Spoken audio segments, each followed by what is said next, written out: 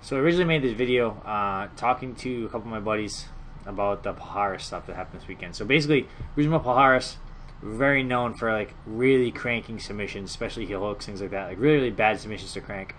And a lot of times, you know, it's the person's tapping, he's still going, which is fine. But once the referee touches you, you should be like ready to stop. Like once you're feeling the tapping, you're getting ready to let go.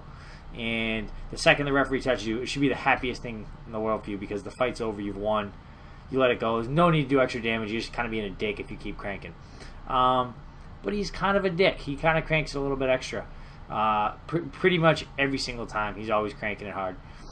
So I went back and looked at some videos of how quickly I release. So the way I timed it is basically the second the referee touches me until I stop creating pressure. Let go, release, whatever. And I did the same thing for him. Now, it's not the best way of doing it because you know, there's only 30 frames per second, so you can break it down further in a thousandth of a second, but you can only break that second into 30 pieces. So it's some of the numbers are going to look the same, but it's as accurate as I can make it, and I think it tells the whole story.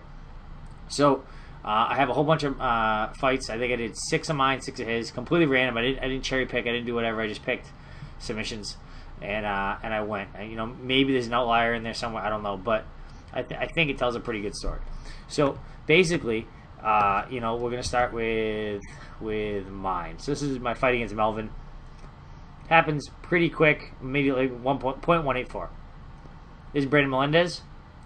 This one I was pretty much like ready to go. I was letting go before the referee came, so that I consider that a 0. Gabe Rudiger, I was ready to go, ready to stop right away. 0.229.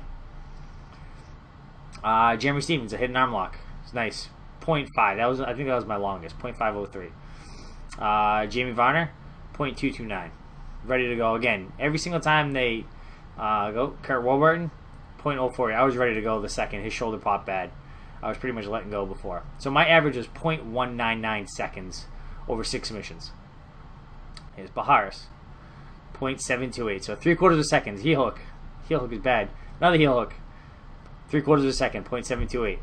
People screaming in agony. 0.9 seconds. That was Fitch. That was a bad one. 1.4. That is an eternity. Almost as bad as 1.544. So, and then here's the Jake Shields fight from this weekend. Again, really bad. 1.134. He tried to sucker punch him. I think it was pretty warranted. So Palhares was 1.074 over 6. So mine was 0.199. His was 1.074. So he's 5 times more than me. I think it's pretty bad. You know, I think he's being dangerous. I think that, you know, I love jiu-jitsu. I think it's awesome. But for me, the best thing about jiu-jitsu is, you know, like the respect that's shown and, you know, not being a dick about things and not cranking submissions and, you know, beating people and giving them the chance to stop and tap before there's real damage done.